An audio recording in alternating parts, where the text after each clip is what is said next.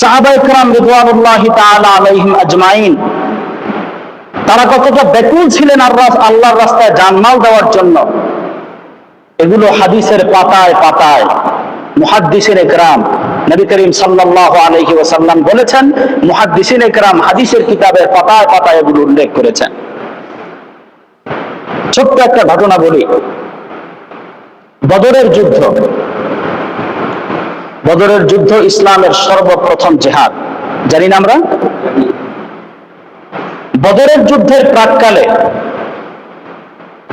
বদরের যুদ্ধটা ছিল একটা অসম যুদ্ধ। মুসলমানদের বিপরীতে যারা ছিল কাফের, বেঈমান, মুশরিক, কুরাইশরা, এরা অস্ত্র শস্ত্র, সৈন্যবাহিনী, অর্থ সম্পদ সব দিক দিয়ে বিপুল পরিমাণে ছিল। আর পক্ষান্তরে মুসলমানেরা ছিল ওদের তুলনায় একেবারে নগণ্য। ওরা ছিল সংখ্যায় প্রায় 1000, মুসলমান ছিল মাত্র 313 জন। মাশাআল্লাহ, আপনারা জানেন। এরপরে ওদের আধুনিক, ওই জামানার আধুনিক অস্ত্র শস্ত্র সব ওদের ছিল, কিন্তু মুসলমানদের ছিল মাত্র কয়েকটা ভাঙ্গা তরবারি, কয়েকটা ঢাল ইত্যাদি ইত্যাদি। যুদ্ধের বাহনের জন্য ওদের কাছে ছিল তাজি লাল ঘোড়া, এরকম উট, শক্তিশালী উট, এগুলো ওদের কাছে ছিল। মুসলমানদের কাছে কিচ্ছু ছিল না। এটা ছিল ইসলামের ইতিহাসের প্রথম জিহাদ এবং অসম এক জিহাদ। এই যুদ্ধের প্রাক্কালে নবী করিম সাল্লাল্লাহু আলাইহি ওয়াসাল্লাম সাহাবায়ে কেরাম রিদওয়ানুল্লাহি তাআলা আলাইহিম আজমাইনদেরকে প্রস্তুত করছেন জিহাদের জন্য। নবীজি মনে মনে চিন্তা করতেছেন যে জিহাদ অনুষ্ঠিত হতে যাচ্ছে, সাহাবীরা এই যুদ্ধের মধ্যে তারা অংশগ্রহণ করবে কিনা। যে কয়জন আছে, 313 জন আছে, এরাও নাকি পিছন দিয়ে আস্তে আস্তে করে পলায়ন করতে থাকে। নবীজি সাল্লাল্লাহু আলাইহি ওয়াসাল্লাম মনের ভিতরে এই চিন্তা করে সংকীর্ণতার মধ্যে ভুগতেছিলেন আর জিহাদের ফজিলত বয়ান করতেছেন সাহাবায়ে কেরামের মাঝে। তিনি যখন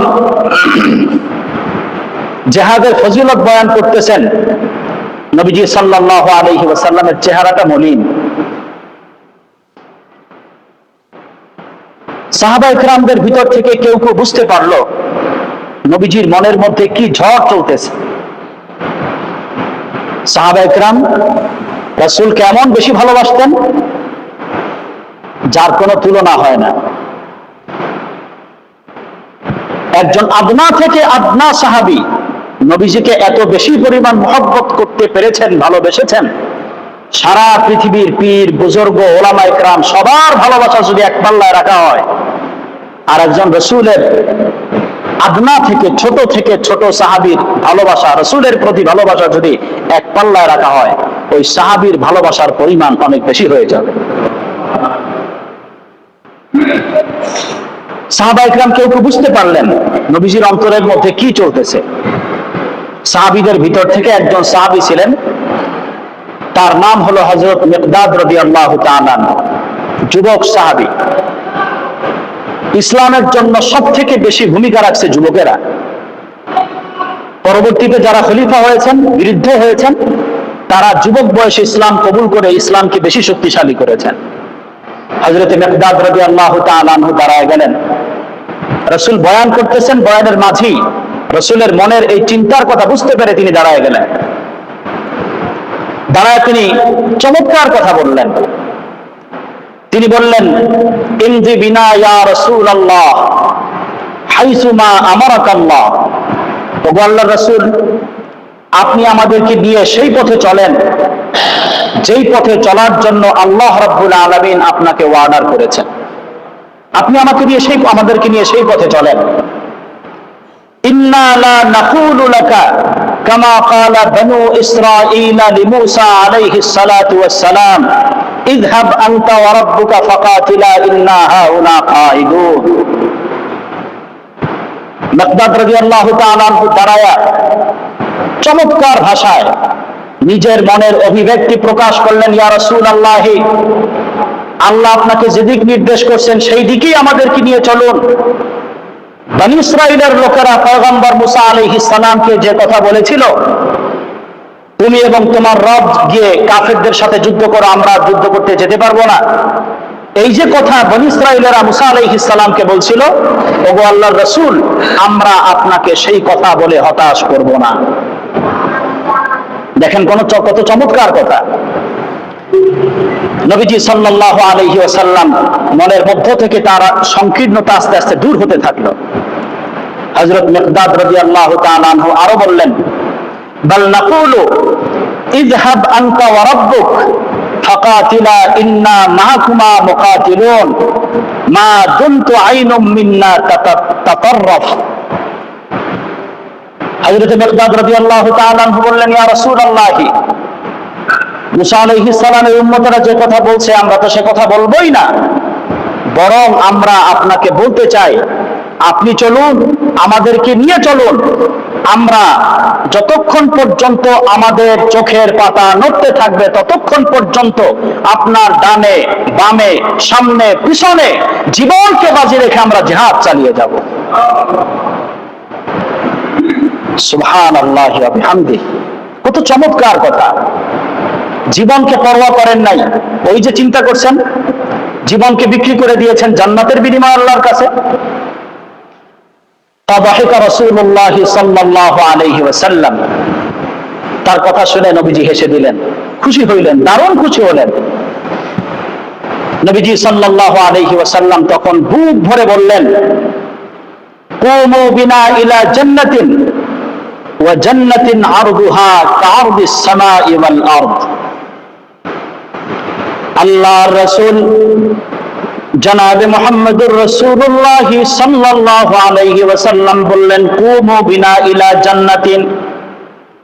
ও আমার সাহাবীরা, তোমাদের মনের অভিব্যক্তি যদি হয় এরকম, আমার সামনে পিছনে ডানে বায়ে তোমরা যদি জিহাদ করার জন্য প্রস্তুত থাকো, তাহলে শোনো, আমার সঙ্গে এমন এক জান্নাতের দিকে চলো। ওয়া জান্নাতিন আরদুহা কাআরদিস সামাই ওয়াল আরদ, এমন বিশাল জান্নাত, এমন প্রশস্ত জান্নাত, যেই জান্নাতের প্রশস্ততা হলো আসমান এবং জমিনের থেকে অনেক বেশি। সুবহানাল্লাহ। এমন এক জান্নাতের দিকে আমার সঙ্গে চলতে থাকো। যখন নবীজি সাল্লাল্লাহু আলাইহি ওয়াসাল্লাম এরকম ফজিলতের কথা বলতেছেন, সাহাবীদের ভিতর থেকে কেউ কেউ যুদ্ধের প্রস্তুতি নেওয়ার প্রাককালে খেজুর খাচ্ছেন। যারা এরকম নিজেদেরকে প্রস্তুত করার জন্য একটু খাওয়া দাওয়া করে দিচ্ছিলেন, তাদের মধ্যে অন্যতম একজন সাহাবী ছিলেন হযরত উমাইর ইবনুল হামাম রাদিয়াল্লাহু তাআলা আনহু। উমাইর ইবনুল হামাম, প্রাসঙ্গিকভাবে বলি, হাদিসের মধ্যে এই নামটি পেয়ে আমি আমার বাচ্চার নাম রেখেছি উমাইর। আপনাদের কাছে দোয়া চাই, এই উমাইরের মতো আল্লাহ তাআলা যেন আমার বাচ্চাটিকেও কবুল করেন। নাম হলো উমাইর ইবনুল হামাম রাদিয়াল্লাহু তাআলা আনহু। ওয়া কানা ইয়াকুলুত তামার, হাদিসের কথা, তিনি খেজুর খাচ্ছিলেন, খোরমা।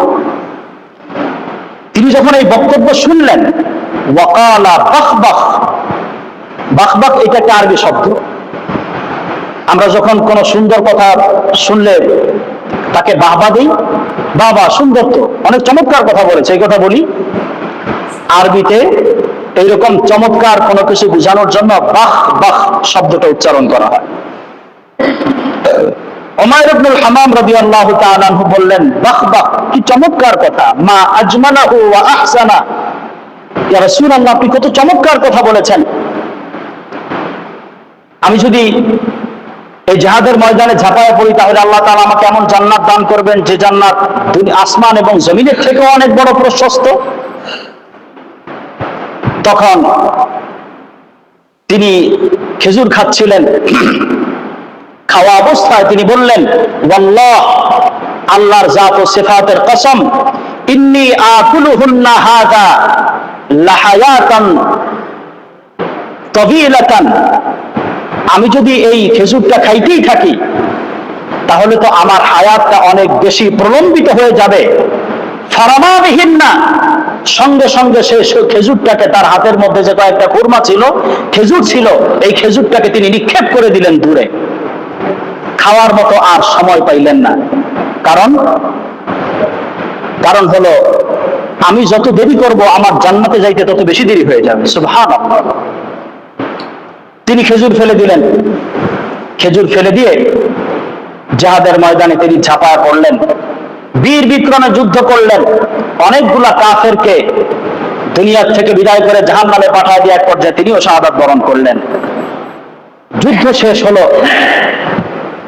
যুদ্ধ শেষে রাসূল আকরাম সাল্লাল্লাহু আলাইহি ওয়াসাল্লাম সাহাবায়ে কেরামকে যারা শাহাদাত বরণ করেছেন তাদেরকে এক জায়গায় একত্রিত করলেন। একত্রিত করে তিনি হযরত উমাইর ইবনুল হামাম, যিনি ইতিমধ্যে শাহাদাত বরণ করেছেন, তাকে লক্ষ্য করে বললেন, ইন্নাকা মিন আহলিহা। উমাইর, যে জান্নাতে যাওয়ার জন্য তুমি খেজুর খাওয়ার সময় পাও নাই, যে জান্নাতে যাওয়ার জন্য তুমি বেকুল হয়ে গিয়েছিলে, যে জান্নাতে যাওয়ার জন্য জিহাদের ময়দানে নেমে আল্লাহর দ্বীন প্রতিষ্ঠার জন্য নিজের জানকে উৎসর্গ করে দিয়েছো, ইন্নাকা মিন আহলিহা। তোমার ইন্তেকালের পর আমি রাসূল সাক্ষী দিলাম তুমি সেই জান্নাতের অধিবাসী হয়ে গিয়েছো।